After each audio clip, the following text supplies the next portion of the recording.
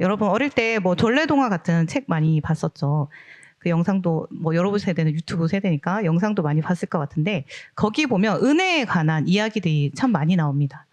뭐 은혜 갚은 까치에서는 까치 한 마리 살려줬더니 사람도 아닌데 이제 까치가 막 그 은혜를 갚겠다고 막 박씨 보물을 이제 가져다 주고 뭐 흥부 놀부에서도 흥부가 다친 제비를 치료해 주니까 뭐 그 제비가 또 박씨를 불러다 온 집안을 먹여 살리고 뭐 그런 일들이 일어나죠 이제. 그래서 이 이야기 속 그 주인공들은 그 은혜를 결코 좀 가볍게 여기지 않습니다. 그래서 받은 은혜를 좀 이제 기억하고 어떻게든 갚으려고 애쓰죠. 근데 하지만 이제 그런 사람들만 있는 것이 아니죠, 책에 이제. 은혜를 잊고 갚지 않거나 오히려 뭐 더 욕심을 부려서 남에게 고통을 주는 사람들도 많이 나옵니다. 그럴 때 우리가 이제 이야기하죠. 아니, 사람이 어떻게 저럴 수 있나. 은혜도 모른다. 뭐 배응망덕하다. 뭐 요즘 말로는 뭐 먹튀한 것처럼 이제 손절해야 된다. 뭐 이런 말로 이제 표현할 수 있을 것 같아요. 그런데 이제 조금만 생각해 보면 사람이 은혜를 받을 때는 감격하고 울컥하고 감사하지만 또 시간이 조금만 지나도 그 은혜를 좀 금세 잊어버리기도 합니다. 예를 들어서 뭐 갑자기 뭐 어디를 가야 하는데 아무도 도와줄 사람이 없을 때 한 친구가 나타나서 내가 태워줄게. 이렇게 하면 뭔가 별일 아닌 것 같지만 남들에게는 하지만 그 사람에게는 뭔가 자기가 구렁텅이에 빠져서 못 나오는 상황인데 누군가 나를 건져준 것 같은 그런 고마운 마음이 생기는 거죠. 그래서 하지만 근데 그때는 감사하지만 시간이 조금만 지나도 그때만큼의 고마움은 잊어버리던지 아니면 그 감정이 좀 희미해집니다. 이렇게 은혜를 받았는데 금방 잊어버린 것은 좀 사람에게 흔히 일어나는 일일 수도 있죠. 그래서 오늘 우리가 함께 읽은 이 누가복음 17장 11절에서 19절 말씀에서도 은혜 받은 사람들이 등장합니다. 근데 이 사람들은 두 분류로 나눠지게 돼요. 은혜를 받고도 그냥 자기 길로 가버린 9명과 이제 은혜를 깨닫고 예수께로 돌아온 한 사람인데요. 오늘 이 이야기는 예수님께서 예루살렘으로 향하던 그 길 위에서 일어난 이야기입니다. 예수님이 어느 날 북쪽 이제 갈릴리에서 남쪽 유다로 내려오면서 이 사마리아와 갈릴리 경계 지역을 지나고 계셨어요. 근데 그때 저 멀리서 예수님을 향해 서 있는 그 10명의 사람이 보이는 겁니다. 근데 그들이 예수님께 다가오진 않아요. 어느 정도 거리를 유지한 채 이제 서 있는 거죠. 그 이유가 바로 그들이 나병 환자였기 때문입니다. 그 요즘은 한센병이라고 하는데요. 그 한센병은 그 한센균이라는 이 세균에 의해서 생기는 그런 만성 감염병이라고 합니다. 그래서 뭐 피부나 신경, 뭐 눈, 점막 이런 호흡기 등에 이제 영향을 주면서 이제 서서히 진행되는데 이게 어떻게 되냐면 감각이 묻어지게 된다고요. 그러면 이제 뜨거운 것에 대어도 모르고 뭐 발에 상처가 나도 느끼지 못하다 보니까 이 상처가 계속 반복되는 거죠. 그래서 피부와 조직이 손상되면서 이제 손발이 썩어서 이제 없어지기까지 하는 그런 무서운 병입니다. 근데 이게 불과 얼마 전까지만 해도 우리나라에서도 이 한센병은 접촉하면 바로 옮는다는 좀 잘못된 인식 때문에 사람들이 좀 극도로 두려워했던 병이었어요. 특히 이제 그 일제 강점기 때는 그 소록도라는 곳에 이제 한센병자들을 강제로 수용하기도 했고, 뭐 그래서 이제 그 사람들이 아이를 낳으면 또 한센병에 걸릴 수 있다고 생각해서 강제 불임 수술이나 뭐 강제 낙태를 시키는 그런 비극적인 일들이 벌어지기도 했습니다. 또 아이를 낳아도 부모와 격리했고, 만나더라도 그 사진도 있는데 이렇게 2m 가량 두고 나란히 서서 얼굴만 봐야 했던 거예요. 자기가 낳은 자식이지만 만지지도 못하고 이렇게 가까이 다가갈 수도 안을 수도 없는 그런 일들을 겪었습니다. 그렇게 그들은 이제 차별을 당하고 고립되어 있는 존재였죠. 그런데 더 이전인 예수님의 시대는 어땠을까요? 그 당시에는 한센병은 이 하나님께 저주받은 병이라는 인식까지 있었어요. 그래서 사실 이들의 진짜 고통은 말하자면 단순히 몸이 아픈 것이 아니라 관계가 끊어지고 공동체에서 쫓겨났다는 것이었습니다. 그래서 사랑하는 가족들과 함께 살 수 없었고 뭐 만나지도 못했고 마을에 들어갈 수도 없고 또 성전에 들어가 예배도 드리지 못하는 거죠. 그리고 사람에게 가까이 가면 오히려 돌에 맞을 수 있었어요.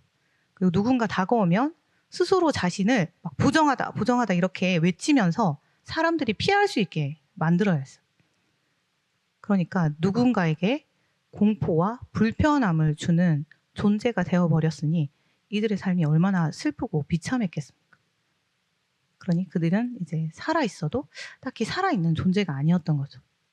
그래서 아마 그들에게 단 하나의 소원이 있다면 이 나병이 깨끗이 나아서 다시 다른 사람들과 자기 가족과 친구들과 함께 살아가는 것이었을 것입니다. 그런 그들이 이제 예수님을 만난 거예요. 그러자 그들이 예수님을 보고 외칩니다. 예수님, 선생님, 우리를 불쌍히 여기소서. 이 사람들이 아마 이미 예수님의 소문을 다 들었을 거예요. 온갖 질병들을 다 치료해 주시고 심지어 이제 죽은 자도 살리신 분인 예수님이 그런 분이라면 자신들의 인생을 바꾸실 수 있는 유일한 희망이라고 여겼을 것입니다.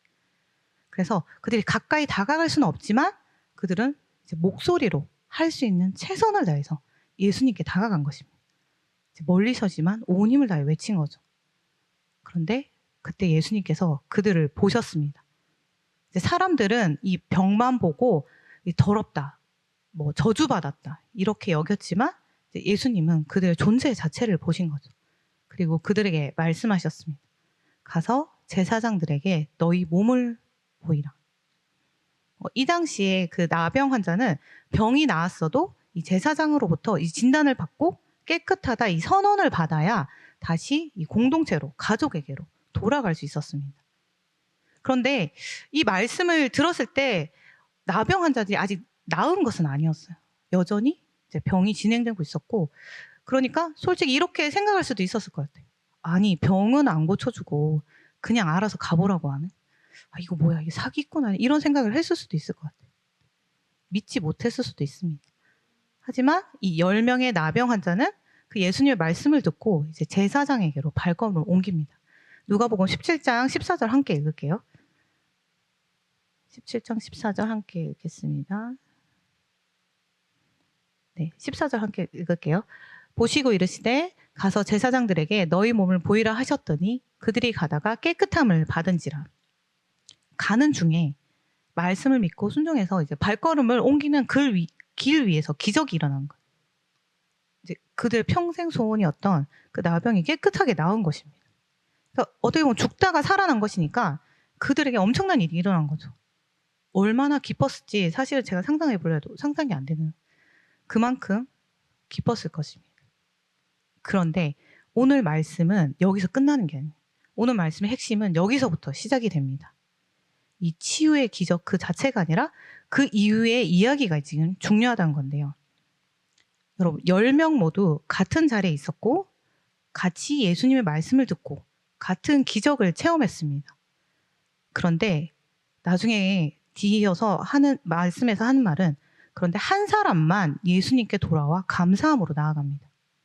게다가 그 한 사람은 사마리아인이었어요. 어떻게 보면 종교적으로 이제 혈통적으로 하나님의 자녀라고 자신 있게 말할 수 있었던 이 유대인들이 아니라 유대인들에게 멸시받던 이방인인 그 사마리아인만이 돌아갔던 것입니다. 그래서 사람들이 볼 때는 아, 저 사람은 구원과 거리가 먼 사람이야라고 했던 그 사람만 이제 예수께 돌아온 것이었죠. 그리고 예수께 돌아온 그 사마리아인에게 이제 예수님이 이렇게 말씀하십니다. 19절 함께 읽을게요. 그에게 이르시되 일어나 가라 내 믿음이 너를 구원하였느니라 하시더라.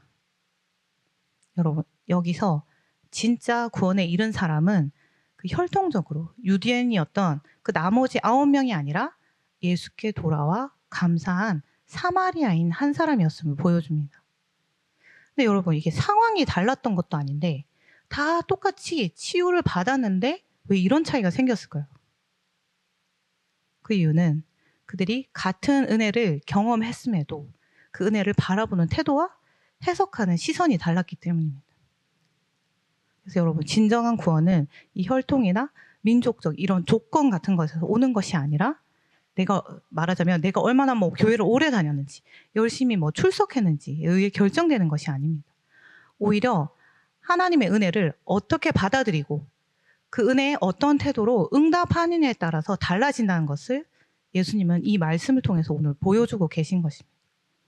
그렇다면 도대체 무엇이 이 사마리아인 한 사람을 예수께로 돌아오게 했는지 무엇이 9명과 그 한 명을 갈라놓았는지 그리고 그 태도가 오늘 그리스도인으로서 살아가는 우리와 무슨 상관이 있는지 좀 나눠 보고자 합니다. 여러분 오늘 말씀에서 그 10명의 나병 환자가 함께 제사장에 가던 중에 병이 깨끗하게 나았습니다. 근데 15절은 이제 그중 한 사람에 대해서만 이렇게 말합니다. 15절 상반절 한번 같이 읽을게요. 그 중에 한 사람이 자기가 나은 것을 보고, 말씀에서 이제 한 사람과 나머지 9사람의 인생이 갈라지는 결정적인 순간인 거죠.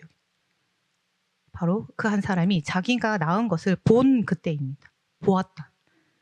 여기서 이제 보다라는 것은 단어는 단순히 이제 눈으로 확인했다는 의미를 넘어서 깨닫다, 알아차리다, 인지했다는 그런 의미를 가지고 있습니다. 그러니까 사마리아인이 본 것은 그냥 단순히 이 병들었던 자신의 피부가 이 깨끗해지는 그 외적인 변화가 아니라 그 변화 뒤에 숨겨진 하나님이 하셨다는 그 은혜의 손길이었습니다.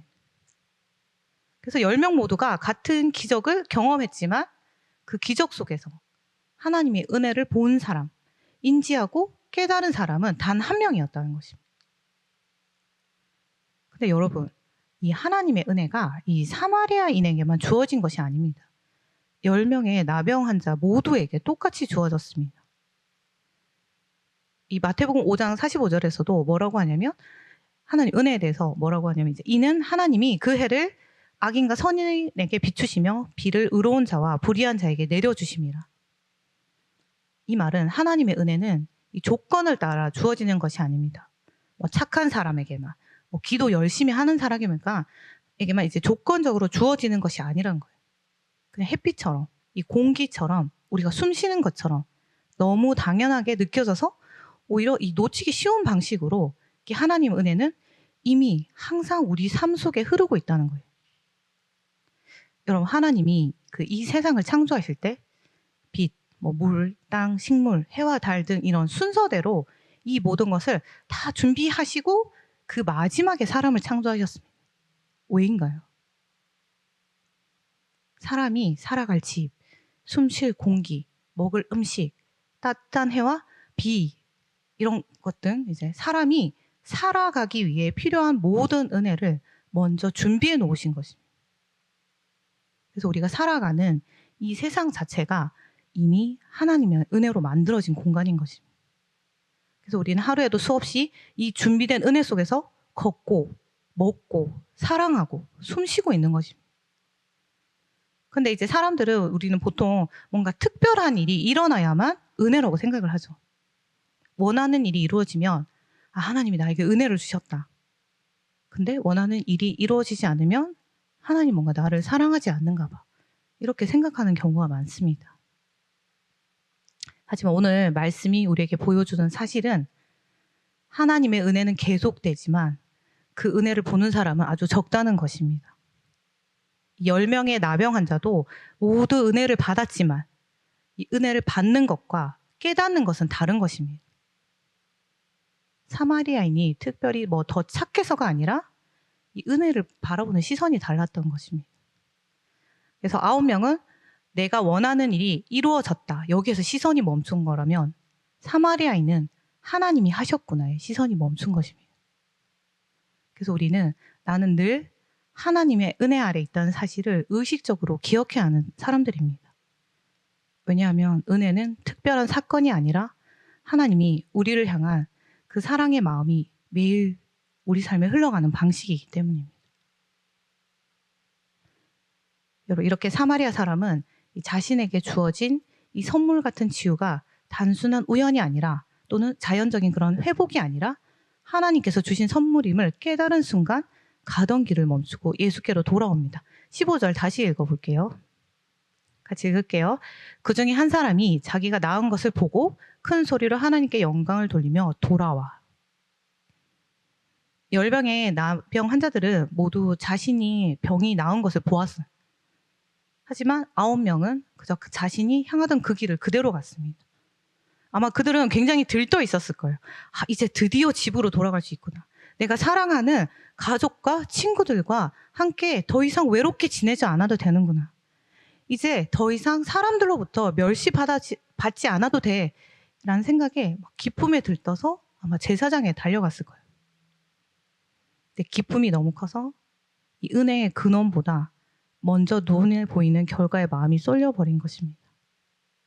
하지만 그 단 한 사람 사마리아인은 달랐던 거죠. 그는 바로 그 자리에서 걸음을 멈추었고 그 즉시 방향을 바꾸어서 예수님께로 돌아갑니다. 여기서 쓰인 이 돌아와, 마지막에 이제 그 15절 마지막에 나온 돌아와라는 단어는 단순히 길을 되돌아간다는 것이 아니라 이 하나님의 은혜를 깨달은 사람이 방향을 바꾸어서 예수께로 돌아오는 행위, 즉 회개하는 모습을 보여주는 것입니다. 회개를 말하고 있는 것. 우리가 그 누가복음 15장에 보면 탕자 이야기가 나오죠. 여러분 잘 아시는. 아버지가 살아계시는데도 이제 유산을 달라고 해서 이제 집을 떠나서 아버지를 떠나 자기 마음대로 삽니다. 뭐 흥청망청 살다가 돼지우리에서 이제 다 모든 것을 잃고 돼지우리에 자다가 이제 드디어 자신의 죄를 깨닫고 일어나서 그가 돌아온 것은 하나님, 아버지인 그 하나님께로 돌아간 것입니다. 이렇듯 성경에서 돌아온다는 것은 언제나 그 아버지 하나님께로 방향을 돌리는 행위입니다. 여러분, 차 운전하시는 분 많으니까 운전해서 가다가 길을 잘못 든 것을 깨달았을 때 그 길을 계속 가는 사람은 없습니다. 이미 20분이 넘겼는데 아까우니까 더 가보자 뭐 이런 사람은 없는 거죠. 왜냐하면 아무리 지금 가던 길을 빨리 달려가더라도 잘못된 길은 결국 잘못된 목적지로 데려가기 때문입니다. 가장 중요한 것은 얼마나 지금 빨리 가느냐가 아니라 어디를 향해 가고 있느냐인 거죠. 이 회개가 바로 이런 것입니다. 내가 뭔가를 잘못해서 막 나를 벌하시겠지 하는 마음이나 뭔가 죄책감의 이 표현이 아니라 하나님께로 방향을 바꾸는 것. 하나님께서 원하시는 방향으로 다시 걷는 것이 회개인 것입니다. 근데 사마리아인의 원래 목적지는 제사장이었죠. 이 제사장에게 빨리 달려가야 그래야 자기의 이 비참하고 슬픈 현실을 끝내고 자신이 원하던 삶을 살 수 있기 때문이었어요. 하지만 그 목적지보다 은혜의 그 근원, 은혜를 주신 그 근원이신 예수님이 더 중요하다는 것을 알았기 때문에 즉시 가던 방향을 바꾼 것입니다. 그래서 여러분, 은혜를 받는 것과 예수께로 돌아가는 것은 다른 것입니다. 우리가 살아가면서 여러 순간 은혜를 경험해요. 여러분도 교회 계속 나왔으니까 그런 순간들이 있었을 거예요. 뭐 수련회에서 마음을 뜨겁게 만지시는 그런 하나님 은혜를 받기도 하고, 기도한 일이 그대로 이루어졌을 때도 하나님 은혜를 주셨구나 고백하기도 했었을 겁니다. 그러면 마음이 벅차오르고 기쁨이 넘치죠. 하지만 잠시 은혜를 느꼈다고 해서 모든 사람이 자신의 삶의 중심을 예수께로 돌리는 것은 아닙니다. 그런데 사마리아인은 달랐던 거죠. 그는 자신이 하나님의 은혜를 받은 자임을 깨닫는 순간 그 마음이 자연스럽게 하나님을 향해 움직였고, 그 마음의 움직임이 회개로 나타났고, 그 회개는 결국 예배와 감사로 이어지게 되는 것입니다. 15절 하반절 다시 볼게요. 같이 읽을게요. 큰 소리로 하나님께 영광을 돌리며 돌아와. 방향을 바꾸고 돌아온 사람만이 하나님께 영광을 돌릴 수 있습니다. 은혜를 보지 못하면 우리는 그 9명의 나병 환자처럼 문제 해결만 받고 다시 자기의 삶으로 돌아가기 급합니다. 급히 돌아가 버리는 것입니다. 문제만 해결하면 됐지. 이제 그냥 내가 잘 살면 되지 나만. 하나님 근데 감사하긴 한데 이제 바빠서 먼저 가볼게요. 이런 거죠. 이렇게 되면 하나님 은혜는 받았지만 하나님께로 돌아오는 회개는 없는 것입니다. 여러분, 하나님이 주시는 그 진정한 구원이란 것은 우리가 살아가면서 우리의 삶의 문제를 다 해결해서 고통 없이 사는 것이 아닙니다. 하나님과의 관계를 회복하는 것입니다. 그래서 회개가 필요한 이유가 여기 있는 것입니다. 삶의 방향을 예수께로 재조정할 수 있는 그런 회개의 마음 없이는 관계 회복은 일어나지 않기 때문입니다. 이제 하나님 은혜를 깨닫고 회개하며 예수께로 돌아온 사마리아인이 마지막으로 한 것은 감사였습니다. 16절 함께 읽을게요. 예수의 발 아래 엎드려 감사하니 그는 사마리아 사람이라. 이 사마리아인의 삶에 변화가 일어나고 회개가 일어났을 때 그가 가장 먼저 한 행동은 이제 큰 소리 하나님께 영광을 돌리고 예수의 발 아래 엎드려 감사하는 일이었습니다. 근데 그의 감사는 단순히 제 문제를 해결해 줘서 뭐 고마워요 하는 수준이 아니었어요. 사마리아인의 감사는 하나님의 은혜를 분명히 깨달은 사람이 드리는 예배였습니다. 그가 예수의 발 아래 엎드렸다는 것은, 이 행위는 예수님을 자신의 삶의 주인으로, 구원자로 인정했음을 보여주는 행동이었어요. 여러분, 은혜를 깨닫는다는 것이 뭔가 여러분이 생각하는 그런 어려운 뭐 신학적 개념이나 아니면 뭐 특별한 영적 경험을 말하는 것이 아닙니다.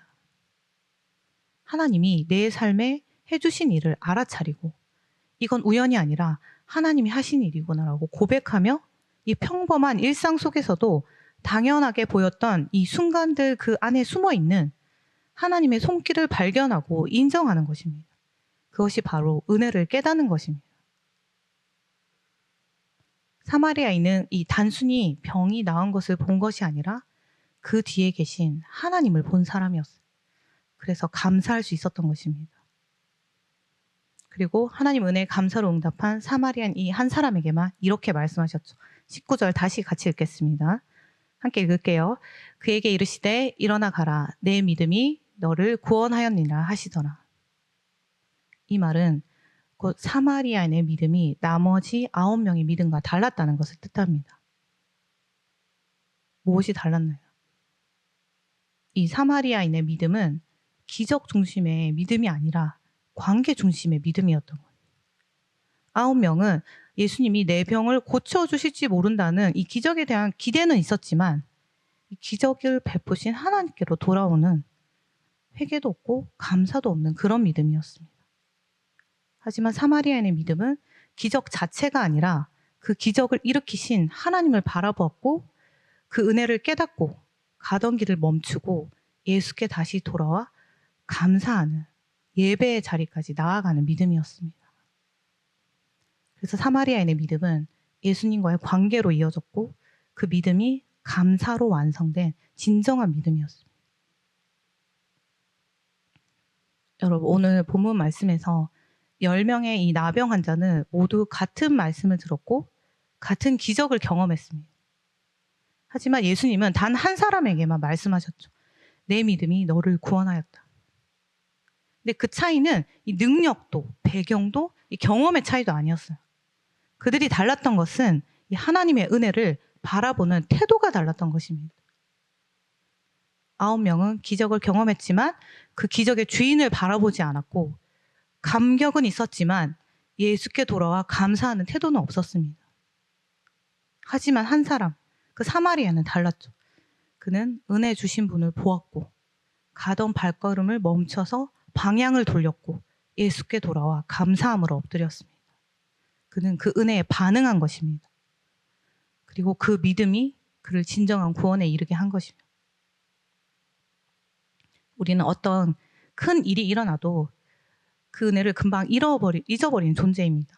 그래서 기적을 경험해도 뭔가 금방 익숙해지고 도움을 받아도 곧 당연하게 느끼고 뭔가 기도 응답을 받아도 시간이 지나면 뭔가 내 인생에는 부족한 것 투성이라는 그렇게 느껴져서 이제 불평하며 살아갈 때도 많습니다.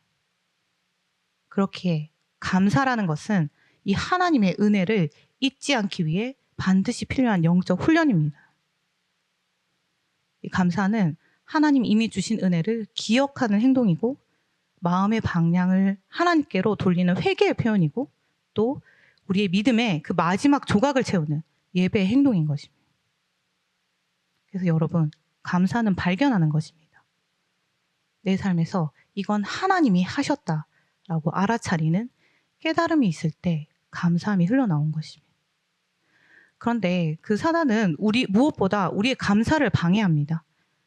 우리의 시선을 은혜에서 떼어내서 문제에 더 빠르게 반응하게 하고 막 다른 사람과 비교해서 마음을 흔들어서 불평하게 하고 또 부족함만 보이게 해서 이 하나님의 은혜를 보지 못하게 만듭니다. 그래서 감사는 마음이 막 동할 때만 하는 것이 아니란 거예요. 감사한다는 것은 하나님의 은혜를 의식적으로 발견하는 연습이 필요한 것입니다. 그런데 우리가 감사해야지 이렇게 결심하는 것만으로는 오래 가지 않습니다. 여러분, 훈련이 어떻게 되나요? 언제나 계획적으로 이루어져요. 감사도 마찬가지입니다. 그러니 여러분 그 감사를 어떻게 할지 구체적으로 계획해 보시기 바랍니다. 뭐 예를 들어서 하루에 단 한 가지라도 하나님이 하셨다라고 뭐 기록하는 습관을 가지든, 여러분이 좋아하는 것들을 뭐 사진으로 남기는 것처럼 하나님께 감사한 순간을 사진으로 남기든. 그래서 우리가 매일 숨쉬는 것이든 뭐 건강이든 만나는 사람이든 먹은 음식이든 이 모든 것이 하나님이 먼저 주신 은혜임을 자신만의 방법으로 매일 기억하시기 바랍니다. 여러분, 예수께로 돌아가는 길은 멀지 않습니다. 뭔가 거창한 결단이 필요한 것도 아닙니다. 그 길은 바로 매일매일 감사하는 마음에서부터 시작되는 것입니다. 우리가 의식적으로 이 감사를 시작할 때 우리는 하나님의 은혜를 다시 보게 되고 마음을 방향을 하나님께로 돌리게 됩니다. 그러면 예수님과의 관계가 회복되며 진정한 구원 안에 머무게 되는 것입니다. 그러니 오늘 이 말씀이 여러분의 마음을 다시 예수 그리스도께로 돌리는 그런 은혜의 부르심이 되기를 예수님의 이름으로 축복합니다.